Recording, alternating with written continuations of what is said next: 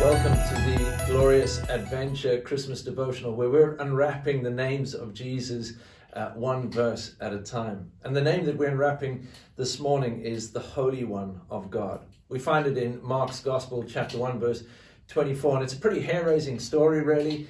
Jesus is in the synagogue, which is like a church, and he's busy teaching the people there, when all of a sudden this man with an evil spirit recognizes him and shrieks at the top of his voice and says, "I know who you are, the Holy One of God." And it's an incredible moment because the man with the evil spirit recognizes Jesus for who he is straight out.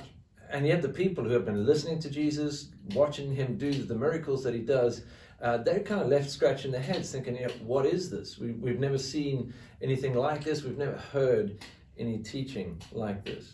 And in a sense, I think the man with the evil spirit kind of points us towards something, makes us sit up and pay attention to something. And it's this, that Jesus is holy, absolutely, perfectly holy and perfectly divine. Jesus is holy in every way. His mind is holy.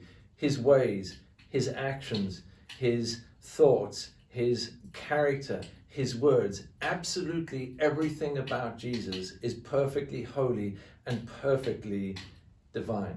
And this word holy that we find in Scripture, it's one of those beautiful, multifaceted words that are just, it's so deep and so rich in meaning. It speaks about God's apartness, God's otherness, conveys the idea that God is majestic and superior, that there is absolutely no one else like him.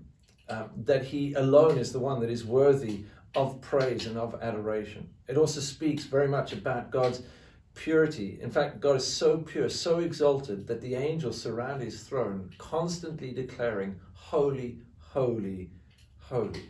And here's the bit that really kind of blows my mind.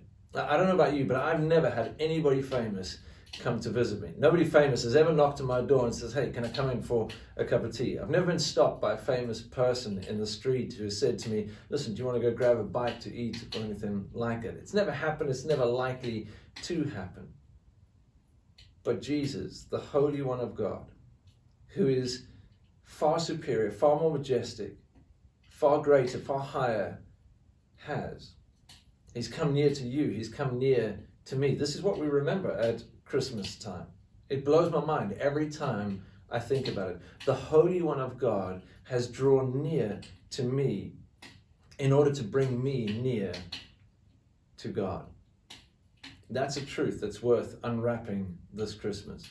Jesus is the Holy One of God. May you know abundant hope in Jesus. May you be filled with indestructible joy from Jesus. May you be thoroughly prepared for Jesus' coming. May you be filled with love for Jesus, and may you celebrate and adore him this Christmas.